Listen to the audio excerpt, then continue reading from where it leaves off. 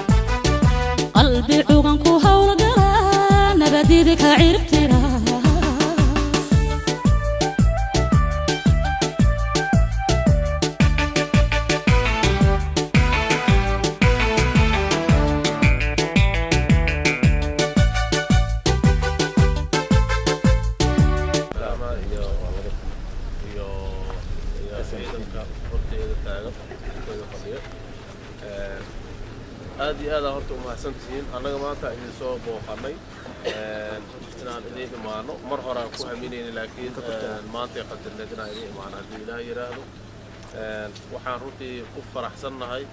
in ciidan Soomaaliyeed ee diyaarsan in maxay ahayd cadawga dalka jooga ay la dagaalamaan ka xureeyaan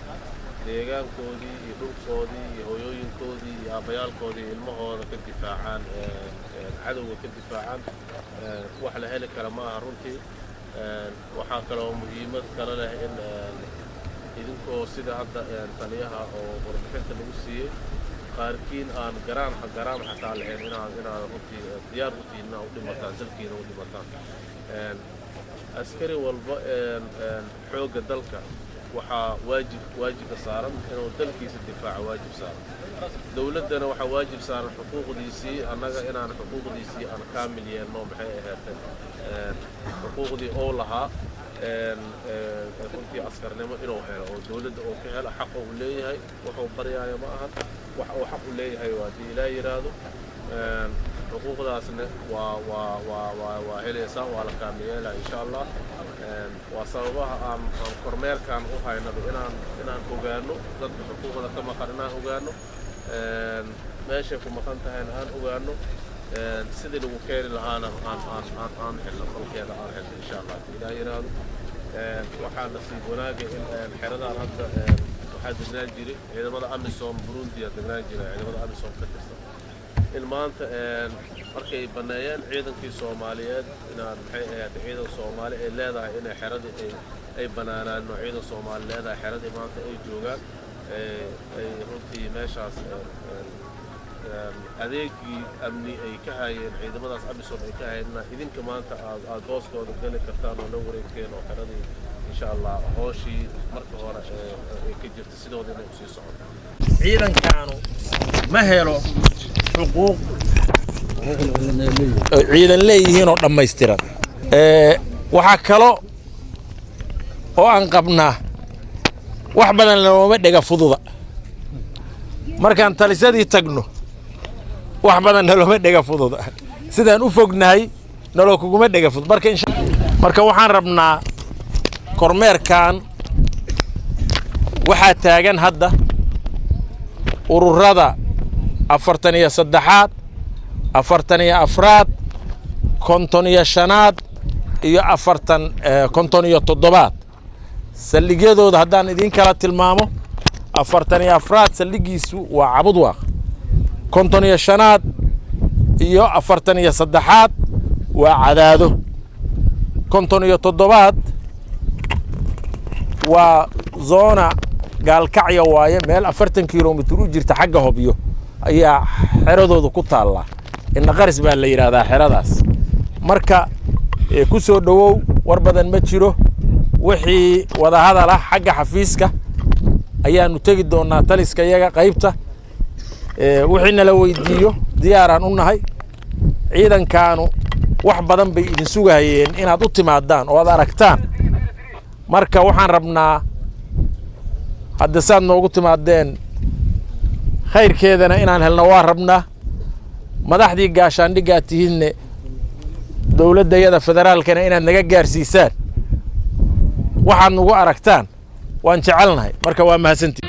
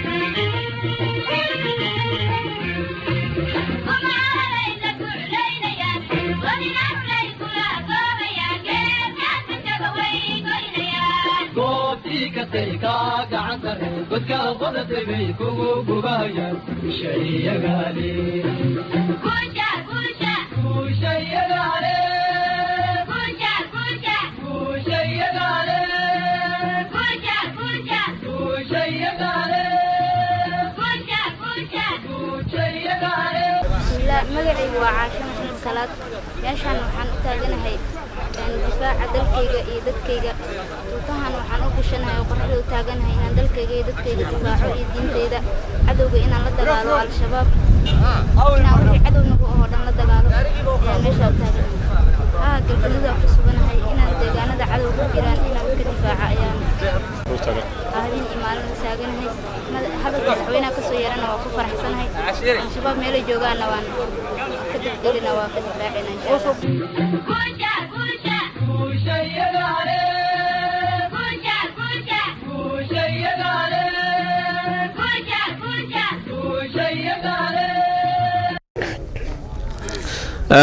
salaan kadib waa mahadsan yahay taliyaha qaybta sida qiimaha badan runtii ee magaalada Cadaado ee noogu soo dhaweeyay iyo reer Cadaadaba maamul iyo madaxba dhamaan waan u mahad celinayaa annaga ujeedadan halkaan u nimid waxa weeye inaan hadalno kaliya ma ahana idinla hadalno ujeedada halkaan u nimid ma ahayn ujeedadan halkaan u nimid shaqaan u nimid shaqadan u nimid inaan hadii Ilaahay yiraahdo qabsanaa rabnaa insha Allah kaliya aniga ka codsaday taliyaha inaan arko hadii Ilaahay yiraahdo ciidanka inaan arko aad iyo aad runtii farxad noo gelinaysa annaga waxaan u soconaa ciidan inaan aragna hadii Ilaahay yiraahdo dhameystiran wax kasta ha ahaatee dawladda Soomaaliyeedna waa la socotiin tabarteeda waa la socotiin sida taliyaha uu sheegay xuquuqaad badan runtii idinka maqan insha Allah laakiin waa ku dadaaleenaa in xuquuqdaas la helo sababaha aan u soconay kamid tahay kormeerkan Cadaado kaliya kuma koobneen Muqdisho kaliya kuma koobneen gobolada dalka dhan aan marayna hadii Ilaahay yiraahdo waaba hadda gabagabaan marayna wax badan oo qaladaad badan jijiray iyo waxyaabo hadallo jijiray oo iska soo socday darteed yaa waxaan u sameeyay gudigan loo sameeyay oo ra'iisul wasaaraha gudigan u sameeyay hadii Ilaahay yiraahdo in xogta dhabta ah ciidanka in fadhigooda loogu yimaado sidaan oo kale geedka hoostiisa loogu yimaado oo xogta dhabta aan ogaano askarigan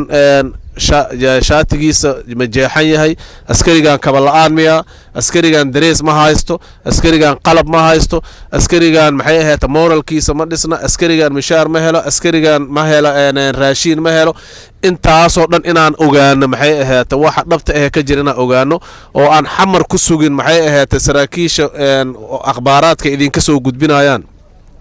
masaxa maqalada inaan ogaano horta idinka idin nimaano aan ogaano hadii Ilaahay yiraahdo sidaas annaga aan u soconaa hadii Ilaahay kormeerkeena ku saabsan yahay laakiin markaan xamar kaliya aan joogno waxa laga yaabaa inaan maxay ahayd xamar kaliya xogtina laga sheego inaan haysano wixii xamar kaliya laga sheegay inaan haysano marka sidaas darteed aan kormeerkan aan rabnaa inaan meel kasta oo ciidan xoogga dalka jooga inaan tagno waana tagnay gobollo badan aan soo marnay hadda aan soo marnay qaybo badan aan soo marnay guutooyin badan aan soo aragnay qaybihii ugu dambeeyay idinka tihiin hadii Ilaahay yiraahdo taliska saraakiisha dhanna waa is wareysan doonaa waxa idinka maqan baahi qalab baahi maxay ahayd hadii Ilaahay dhaqaale baahi xagga mishaarka iyo hadii Ilaahay yiraahdo iidaanka waxa la yiraahdo raashinka qaadatiin waxaan rabnaa anaga askariga Muqdisho joogo ilaa askariga raas caseer ilaa raas Kaambooni joogo inay isku xuquuq yihiin askari inuu askari kale ka xuquuq bato ama sababtoo ah wuxuu u dhow yahay madaxtooyada u dhow yahay ama wuxuu u dhow yahay taliska u dhow yahay inaysan dhicin rabnaa hadii Ilaahay yiraahdo hadii Ilaahay yiraahdo waanu ku guuleysan doonaa idinkana dana idin tahay qalad badan oo qaladaad ka jira ciidanka dhexdiisana inaan saxno waxa laga yaabaa mid xuquuqdiisa baadiyaha ku laasan mid kale xuquuq inuu haasto magaalada ku haasto waxaas oo dhan aan rabnaa inaan saxno hadii Ilaahay yiraahdo hadda wixii ka dambeeya markii tirokoobkan kormeerkan oo dhamaado hadii Ilaahay yiraahdo wax walwal askari xaq oo xaqiiq oo jiro rasmi oo askari xuquuqdiisa inuu waayo ma dhici doonto insha Allah hadii Ilaahay yiraahdo dawladda wixii xaq ah ku leedahay xuquuq leedahay xagga dawladda hadii Ilaahay annaga damaanad qaadeyno waa la keenayaa insha Allah wax kasta xuquuq leedahay dawladda waa helaysaa waa maasantiin idinkana waxaa idinka rabaa waajibka aad u dhaarateen maalinta qoranayseen ciidanka xoogga dalka maalinta aad qoranayseen waxaad waajibka aad u dhaarateen in maxay ahayd idinka helo waa ogtihiin dalka dagaal ku jira shacab iyo dawlad iyo shacab iyo madax iyo askariba dagaal ku jira kaligiin ma aha nin tuuta wata kaliya ma aha inuu qaranka difaaco xataa ardayda iskuulaadka joogta maxay ahayd dagaal sida madaxweynaha jamhuuriyadda Soomaaliya Maxamed Cabdullaahi Farmaajo oo ku dhawaaqay dalka dagaal ku jira hadii Ilaahay yiraahdo dagaalkaas idinkana runtii furun dadka ugu horeeya oo dagaalkaas qaybta ugu horeeya ka qaadanaya tihiin madaxweynaha iyo ra'iisul wasaaraha madaxda ugu sareeyo maxay ahayd waxay imaan doonaan furumaha dagaalka imaan doonaan maalmaha soo socdo hadduu ilaahay yiraahdo madaxtooyada waxay noqon doontaa furumaha dagaalka madaxtooyada noqon doontaa haddii ilaahay yiraahdo idinka idinla joogi doonaan dhaawaca iyo baahida iyo dhaxanta idinla qaybsan doonaan haddii ilaahay yiraahdo annagana sidaas oo kale garabkiina taagannahay inaan runtii u diyaar garoono difaaca dalkaas u diyaar garoono insha Allah annagoo ciidan intaan haysano in maxay ahayd nasiib dareen ugu noqonaysaa 4 wiil iyo 5 wiil inaan maxay ahayd aan guryaheena ugu gambano nasiib dareen ugu noqonaysaa insha Allah waa rajeenayaa inaan hawshaas haddii ilaahay yiraahdo aan mar dhow ay socon doonto aad iyo aad u mahadsantihiin wax walba oo baahiyo jira runtii inta badan waa ognahay inta kalena haddii ilaahay yiraahdo saraakiishaan la fadhiisan doonaa waa ogaan doonaa insha Allah waana tallaabo laga qaadi doonaa oo runtii oo aan hadal ahayn iyo kormeer iyo in lidin yimaado wax lidin sheego lidin ka taga ahayn haddii ilaahay ficil dhaba laga qaban doonaa insha Allah aad iyo aad idinku mahadcelinaa waa mahadsantiin